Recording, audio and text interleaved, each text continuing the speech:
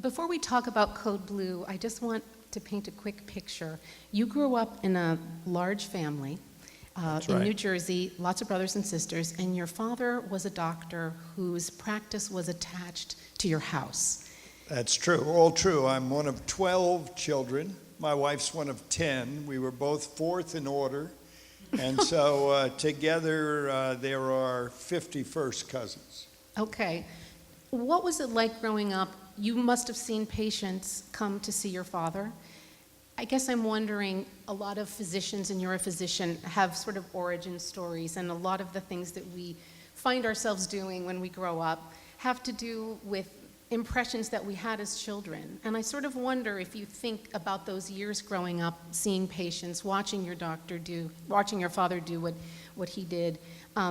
Did that create some sense of what healthcare should be, what it could be for you? I think, what it imprinted in me is a philosophy of not only doctoring, but of life in general, in that I was born in 1948, and so through those early 50s years in the age of polio and infectious disease, health threats, before an age when insurance industry was firmly in place, at a time when the generalists like my father really didn't have any set appointments. They just had open hours. Right. And if you had a need, you came in. Pure cash business and relying on the charitable good works of people like my father. What it imprinted in me was that if you chose to be a doctor, not only were you married to your patients, but everything else was kind of secondary. And I think for my family and for many of the families at the time, we understood that. So if my father had office hours during the day, then went to the hospital and came back, we understood that as soon as he grabbed a bite, he'd be doing evening hours. And then after he did evening hours, he'd be making house calls. And the fact that we didn't see him as much as we'd like to, we understood that we were kind of part of the mission, Right, right. Now, what I learned from that, I think in general about being a good human being is to him and to me, it was about compassion, it was about understanding, and it was about partnership with the community, with the people you were serving, with the local druggist who was across the street. It was a partnership effort. And I've tried to internalize that. But the other thing my father would say, three of us went into medicine, and the last thing he'd say to us every night before he went to sleep, not literally but figuratively, is specialize. And so we all became specialists, and I had a career path that took me down a road that was certainly, sub-specialized. And at the end of the day, I found that it became harder and harder to live those values of compassion, understanding, and partnership. Fair enough. I think, you are a physician. I think you're a surgeon. You're a urologist by training. Is that right? That's right. Okay. I trained down at Chapel Hill in North Carolina. Okay. And so you've worn a lot of different hats in your life, in your professional life. You've been a practicing doctor. You were an executive at Pennsylvania Hospital in Philadelphia. You are on faculty at the University of Hartford right now, and you write a blog. healthcommentary.org is where people can find it. And more on this later. You were the head of global medical affairs for Pfizer. And we'll get to that in a minute. All this is to say that you had a childhood that had a micro view kind of healthcare, and you're now a person who's in a position to take a long look at the healthcare system in this country and sort of where it is and sort of how we got here. Tell us in just plain English, what's the basic premise of the book? Why did you write the book? Well, Code Blue is a term that you hear over the hospital PA system, and what it says is there's an urgent medical emergency that requires immediate attention. And so basically the purpose of the name Code Blue is to say This system that we have currently that consumes almost 20% of our gross domestic product, and Warren Buffett's called it the tapeworm on the American economy, is a system that is in profound trouble, not simply because it's getting to the point where it consumes so much that something's going to give, but in addition, for every physician, there are 16 healthcare workers now. Half of those have absolutely no clinical purpose at all. And we spend twice as much as any other developed nation, and our results are dismal, if truth be told. I mean, for example, 3 to 4 times as many deaths in pregnancy in the United States compared to countries like the UK or Germany or Japan or other places. So the point of Code Blue was to try to connect the dots and explain, how did this happen? How did we end up with a healthcare system that is different than anywhere else in the world, that costs twice as much as anywhere else in the world, and who on any number of outcome scales is getting progressively worse? How did this happen? And the reason why I took this approach is that my thinking was, if I could connect the dots, which took me about 10 years to do, to try to understand how this happened and to write about it, if I could explain it well enough, perhaps people would understand that we could reverse the course. We could go back to the primary mistake that was made, and we could then work our way back into a more rational system. So Code Blue inside the medical industrial complex, and we are a stone's throw from the Texas Medical Center, the biggest medical center in the world, more than 60 institutions. But the players in the medical industrial complex are not necessarily there. Who are the players that are key players that are not physicians, medical workers, and institutions and researchers? Right. Well, perhaps I should define what I mean by medical industrial complex. Yes. By that I mean an integrated network of individuals and corporations with mutual beneficial interests, primarily cure over care, profit over everything else. The medical industrial complex comprises organizations like the American Medical Association, the pharmaceutical industry, the insurance industry, the hospital industry, all of whom have developed a system over more than a half a century of taking care of each other financially.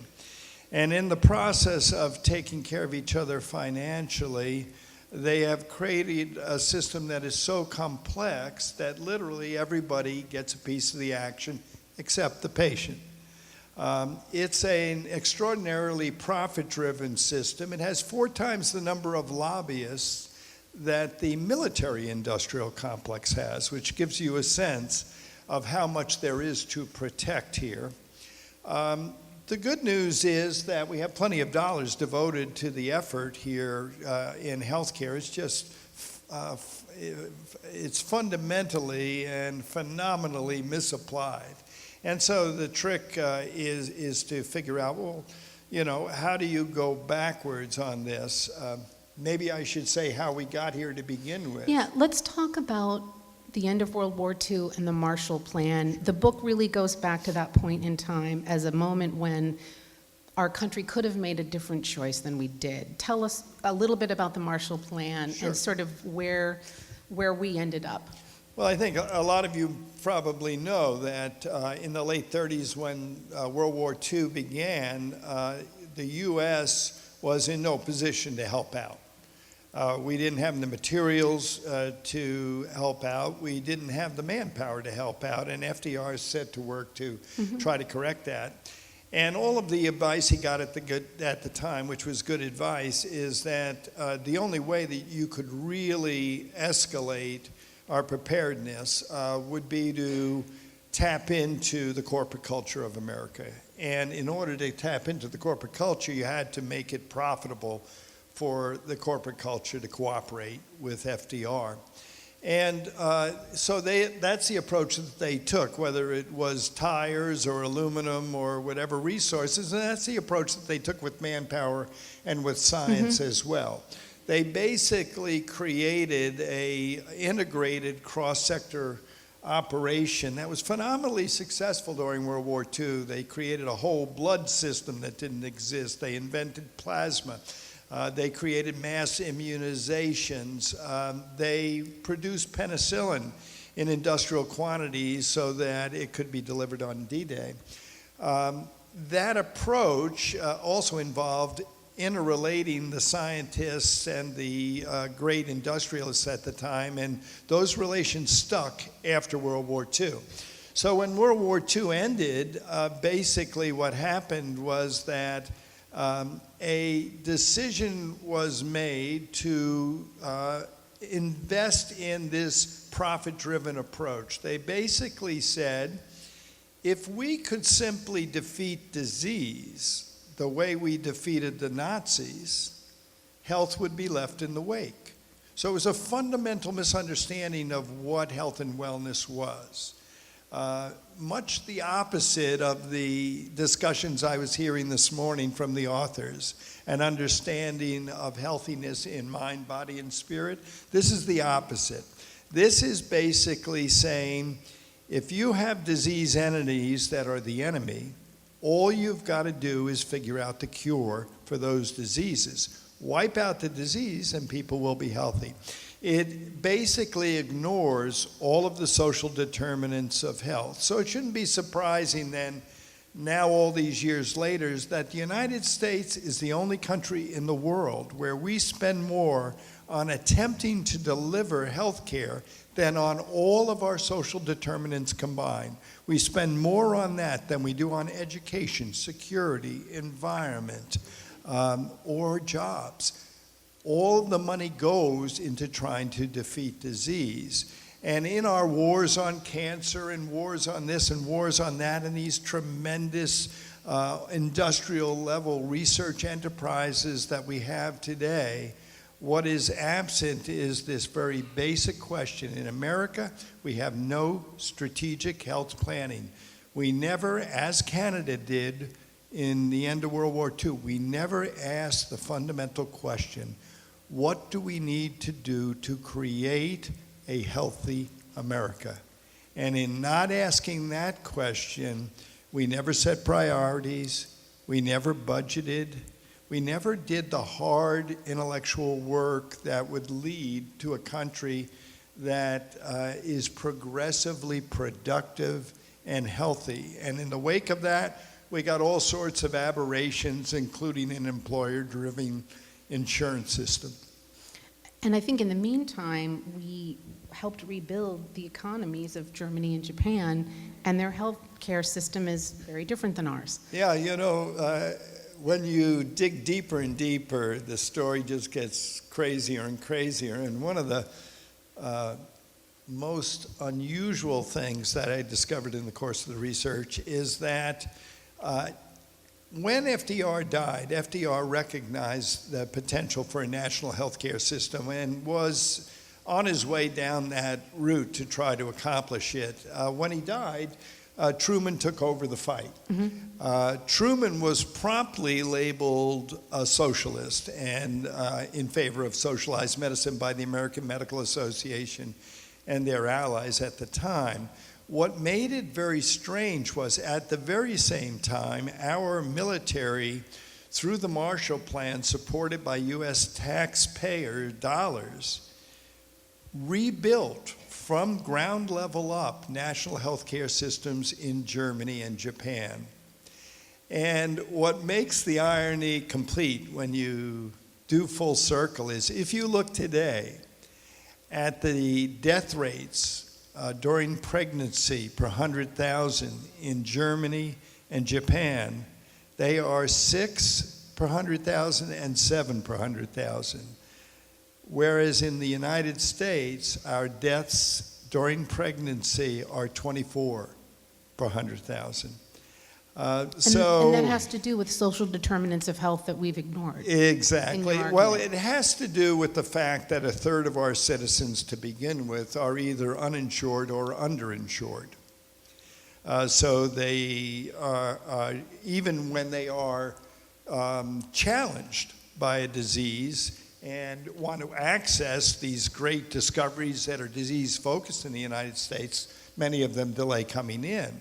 But more important than that, in terms of prenatal care and in terms of advice on pregnancy and in terms of family planning in general, or in terms of living in environments like Flint, Michigan, Right. or where there's lead in the water, and aging infrastructure, or in living in unsafe environments because there isn't the proper investment in security, or in living in a culture that embraces violence and can't quite confront the issue of guns, and in fact, in many states, outlaws doctors from even discussing gun safety with their patients. In a culture like that, it becomes a huge uphill battle to try to protect, especially the most vulnerable in our society, including an unborn child who's trying to develop healthy and come out into this world alive with a mother who's alive. So Right. It's not surprising when you go through the process that Code Blue does and see where we came from. None of it at the end is surprising. We got exactly what we planned. Well, right, we planted, right. I was struck by something the book says. You talk about the two-tiered hospital system in the United States. I think these numbers are right. 87% of U.S. hospitals are designed as community hospitals, and then the rest are academic medical centers. We're near one here. The top 10% of the academic medical centers control 75% of the National Institutes of Health grants. So Correct. all the money is going into very particular places. So what does that mean for patients? Well, how many of you out here have heard of the triple mission of an academic medical doctor? Anybody in the audience heard of that? We often would talk about this. We have a triple mission. Our mission is clinical. It's educational, educate the residents and the medical students. And the third is research. So we have this triple mission: research, clinical, and education.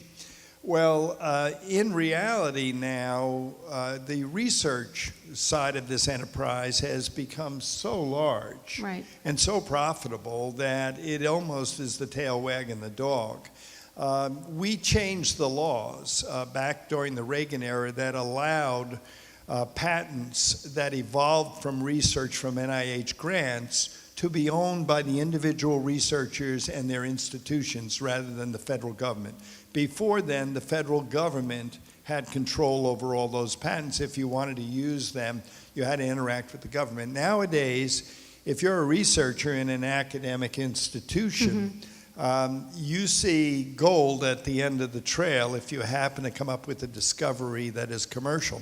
Now, the net effect of that, of course, is that most of the academic researchers that are highly successful have contracts with industry. And in fact, it's hard to distinguish a researcher working at a center like the one here from the researchers that are working within Pfizer, where I was. By the way, Code Blue, I should mention, also is an off-reference to Pfizer, where I worked for 10 years, in that Pfizer was called Big Blue, and their most famous pill, Viagra, was called the Little Blue Pill. So there is a little bit of a reference to that, and 3 chapters on Pfizer in the book. Let's talk about it. Let's talk Okay. about Viagra. This is really yummy stuff in a book, really, honestly. You were hired, you got a fancy title when Yes. you went to work for Pfizer. What was that title? Well, I was actually the head of global medical affairs there, but we never used the traditional corporate title purposefully, because my job was to insert myself back into the world that I had come from.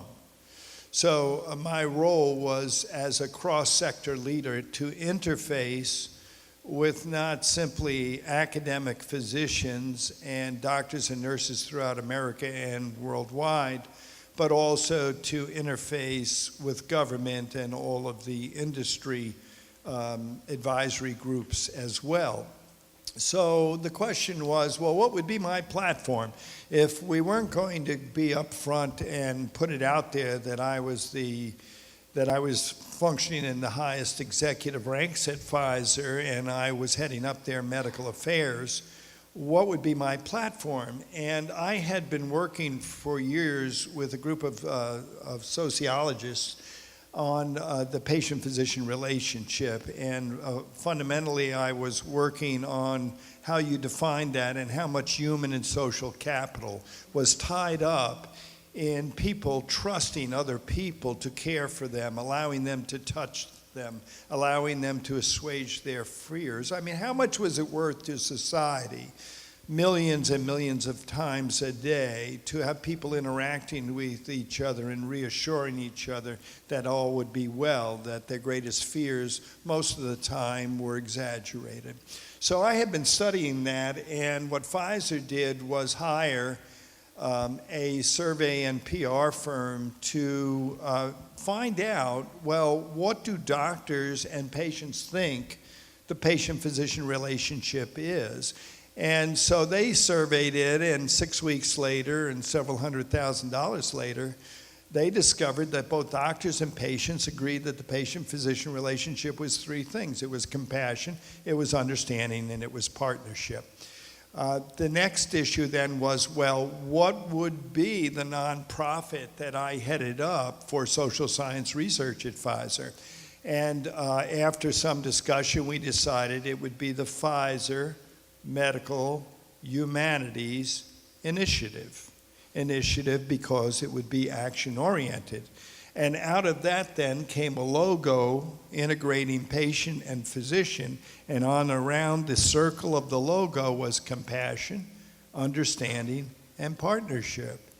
And with the name and the logo, I became director of the Pfizer Medical Humanities Initiative, which I was for the next 10 years. So that's about messaging. And that's right. The rollout for Viagra, Pfizer hired the top crisis management PR consultant in the country 18 months before Viagra was rolled out. Tell everybody about that. Yeah, well, my role with Viagra was not related at all to the work that I was doing in the social sciences. It turned out that the very first academic paper I ever published back in the University of North Carolina, believe it or not, was on neuroendocrinology. I was an expert on the neuroendocrinology of the genitourinary system. So like I said, I was like sub-specialized. And in that initial paper, I argued in part that the use of the term impotence for erectile dysfunction was a slang term, and it was improper in terms of scientific technology, that what people should be using is the term erectile dysfunction. That was in 1980.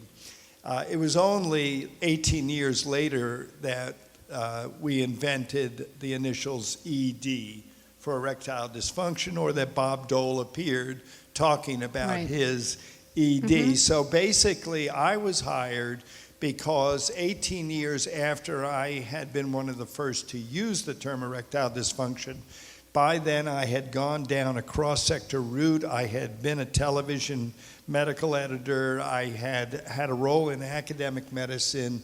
I was well entrenched in the American Medical Association and its politics, and had done book tours for them.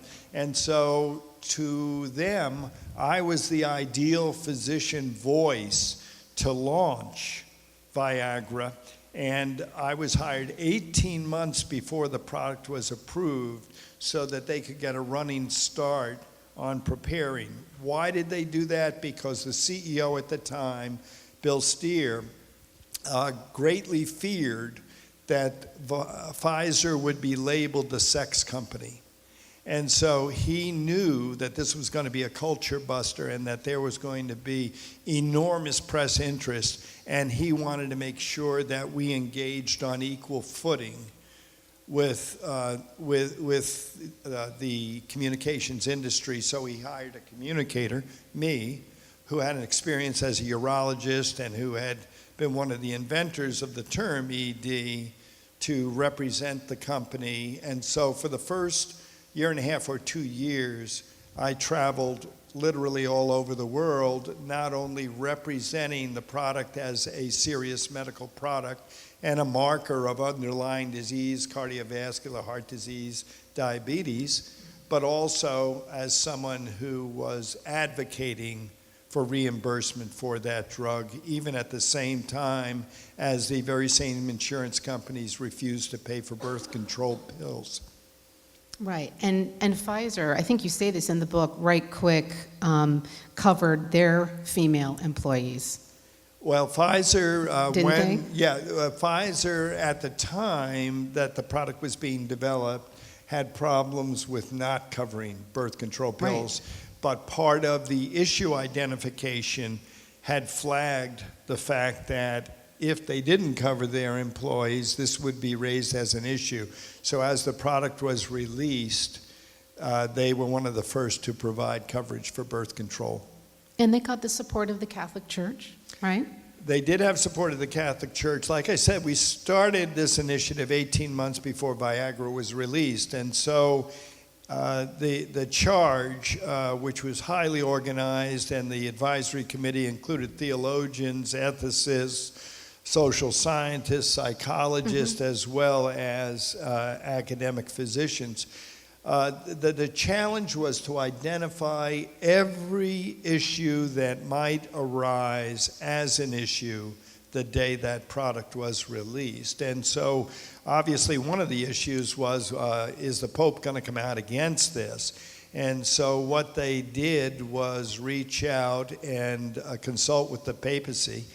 And the green light that they got was that it was all right to use Viagra because it would promote procreation. Isn't that fascinating? I want to ask, before I ask this next question, I'm thinking about what you just said, and I guess I'm wondering, was the rollout of Viagra kind of the new template for pushing out drugs? Like, what then happened in the industry? Well, when I arrived on the 11th floor at 42nd and 2nd Street, my office was accompanied by the top executives in public affairs, communications, state government relations, federal government relations, investor relations, and media relations. This grouping of all of us had more than 25 years of experience in the roles that we were in. This group would meet on a weekly basis to coordinate all messaging. And it was in the coordination of the messaging and in the strategy behind the messaging that they were able to control the news cycle. Also, Viagra was one of the first products to have a war room. And in that war room was represented 4 of the top PR agencies in New York City, who for the first time were working together on behalf of this single product. So the importance of that was twofold. Number one, Pfizer was demonstrating a new approach to public affairs. This was government relations on steroids. And it became the standard for the pharmaceutical industry and for the insurance industry after that. The second important aspect of this is that insofar as you were able to control that kind of messaging, this could be purposed for something other than strict pharmaceutical or drug promotion.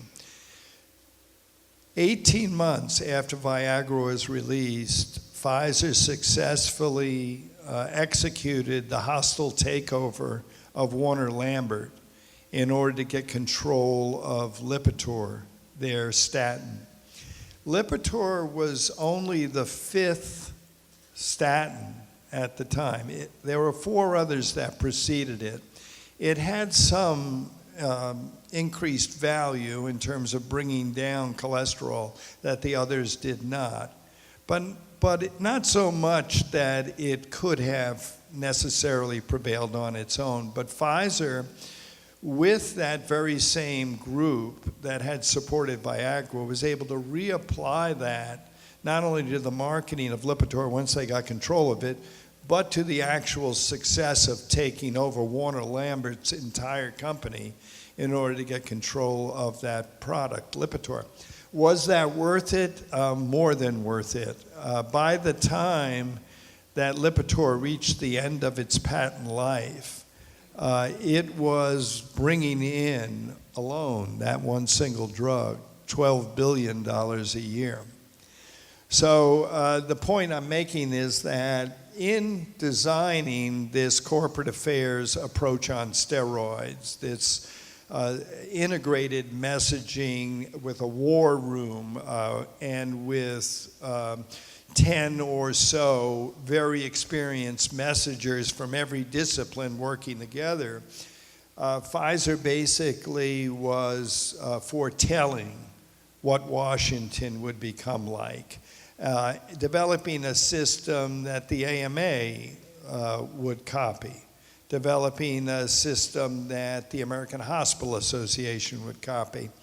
The other thing I'd say is that if you're looking for the origins of PBMs, pharmaceutical benefit management companies, these also came out of that very same era.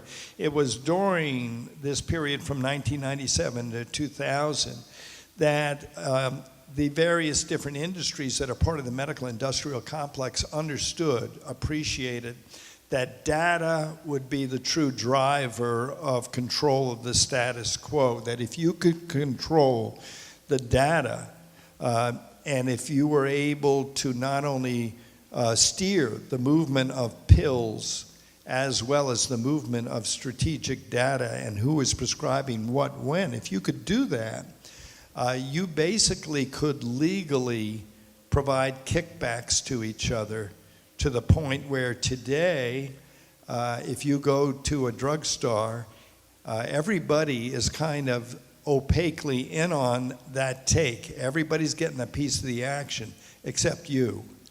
And you'll never know who got what when because that data has been controlled by the pharmaceutical benefit management company. That began back in that era. But sometimes big pharma fails, and we've been probably, if you read anything online or any newspaper, Purdue Pharma's in the news every day for, I think more than 20 states are suing the company for its role in the opioid crisis. That's the company that produces OxyContin.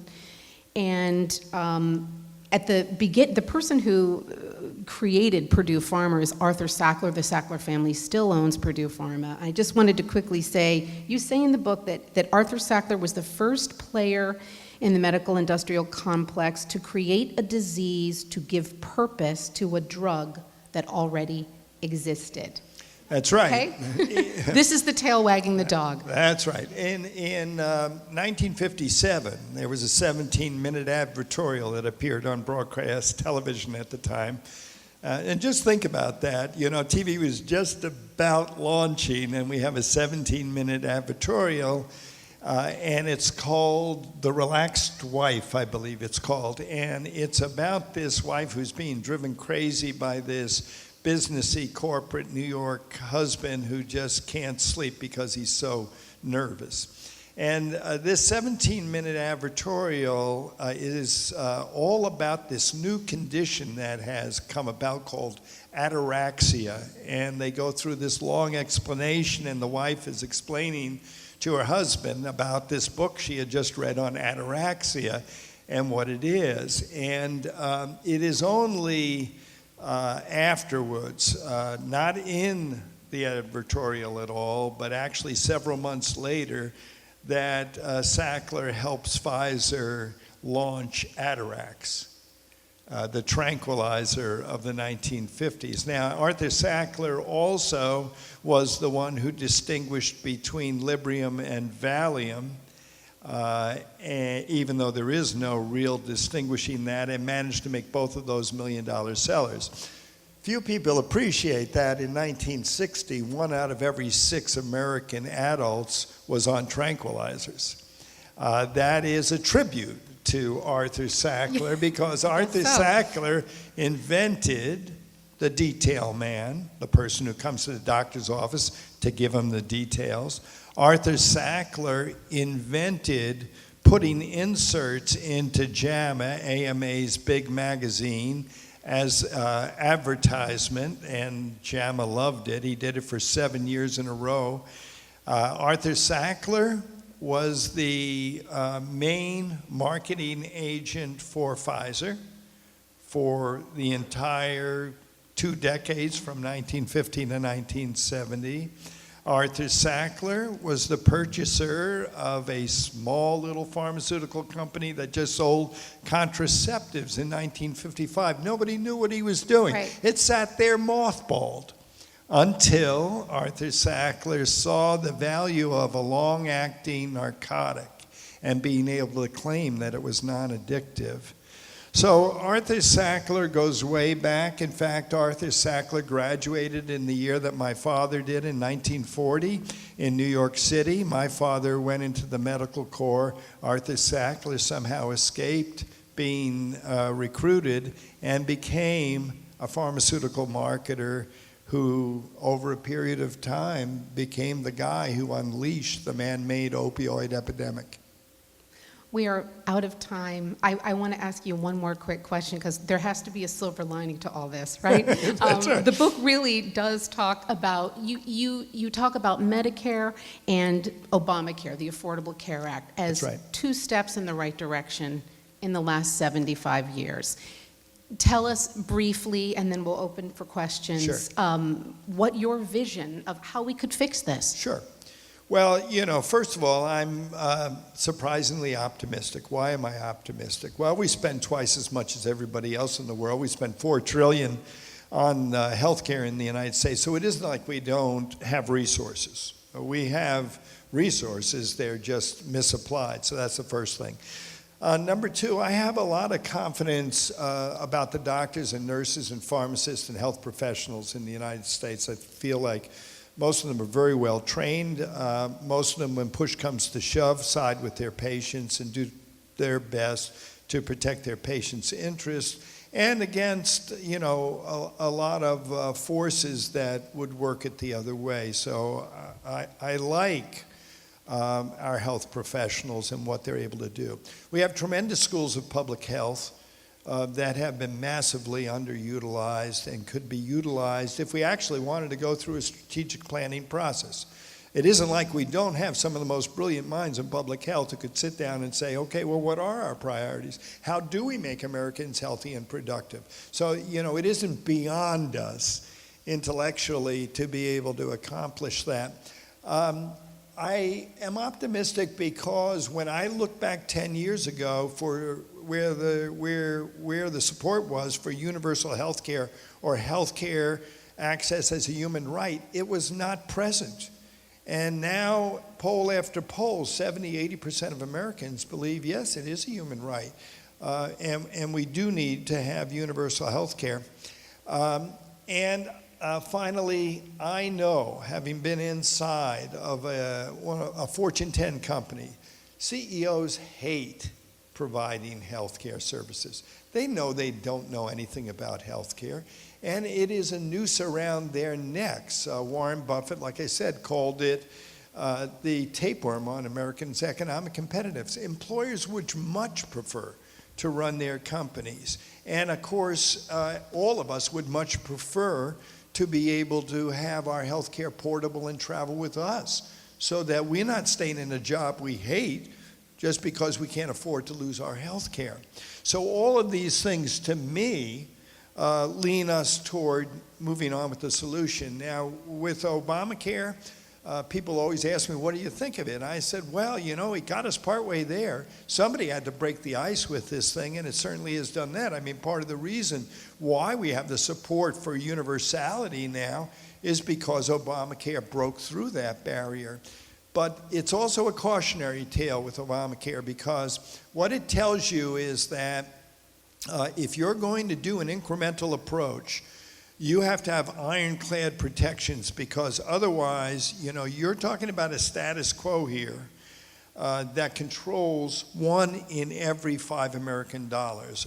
They're going to do everything they can, mirroring the kind of public affairs we had at Pfizer, to make sure that the status quo prevails. And so if you have a system that can be picked apart, that has flaws in it, then you're not going to prevail. So, for example, take one... We have like 1 minute, All right. so I want to get questions. One little critical thing. Yes. If you have a system that, you know, where success depends on everybody being insured, and you allow a crack in the system that allows people to escape having to pay a penalty if they don't get insurance, then the whole system begins to erode. So that's one of the things that happened to Obamacare. That said, I think we can take this the rest of the way in the next try, as long as we don't become faint-hearted with it. Thank you very much, Mike. We just have a few minutes. Are there questions? Yes, we have a question right here. The mic is coming. Thank you so much for your discussion. I'm really looking forward to reading the book. I'm actually in the process of applying to medical school right now, so just, you know, just a fun time to be going through this, I think. My assessment, though, from Obamacare is that I think this is the takeaway I had, and just let me know what your thoughts on it, is that any sort of reformation of our healthcare system that creates a central planning service that we can strategize for over the next 30, 40, however many years for the health of America, any sort of paradigm shift that occurs can't be done, in my opinion, with in partnership with the insurance companies. And I think that was the great you know, failure of Obama, not failure, but the problem with Obamacare is that it was done in tandem with the insurance, the pharmaceutical, and the health, and the medical industrial complex. I just think that if we were ever to do any sort of reformation, that it can't be done with those partners in play. What's your opinion on that that look? Well, I think you know that what you're saying is true. If you look all around the world, okay, including Canada, by the way, the role of private insurers is mostly to provide supplemental insurance. In Canada, they only cover 70% with their national plan, and then the supplemental insurance is covered by private insurers. Obama, in order to do what he did, had to cut deals that were extraordinary with every major partner, okay? He agreed with the insurers that he would not negotiate and they would be allowed to continue their advantage plans and be in the middle of Medicare. He agreed with the pharmaceutical industry that they would not negotiate prices, and you would not be allowed to get drugs from Canada. He agreed with the Hospital Association to maintain the formulas that they have for medical education reimbursement. He agreed with the AMA that he would do a variety of things to protect the doctors. So the question now is, and he did all those arguably because he knew that if he didn't do those things, you have a Harry and Louise ads all over the place, and he would never get anywhere. So that was the deal he struck. And then, of course, we've been fighting about it ever since. My feeling at this point is that opening up, let's just say for the sake of argument, we were able to open up Medicare and say anybody who wants to sign into Medicare can sign into Medicare. I think that the competition at this point is so weak that people are so fed up, only 5% even understand the insurance terms that we use every day, like copay and so forth. I think there would be mass exodus from private insurers into a Medicare, and that this might take us to the point where we were close enough at that point to just flip it the rest of the way. I could be wrong about that, but I'm not certain about that. But what I am certain about is that if we try at this point to flip the whole thing, I think it may not be doable. And I believe that the support for Medicare from people like me and from my parents before me who were arch conservative Republicans, but once they passed 65 and got sick, they love Medicare. I believe that the use of both Medicare and Medicaid would result in a vast majority of the people being under public plans. And at that point, we could consolidate around health planning. So I'm sort of saying that. Now, that said, could it all fall apart again? And could we have people, protesting and staying out of it? Yes, I recognize that's a risk, yeah. I think we're out of time. Thank you so much, Mike. It was Thank really, you, really Maggie. interesting. Pleasure.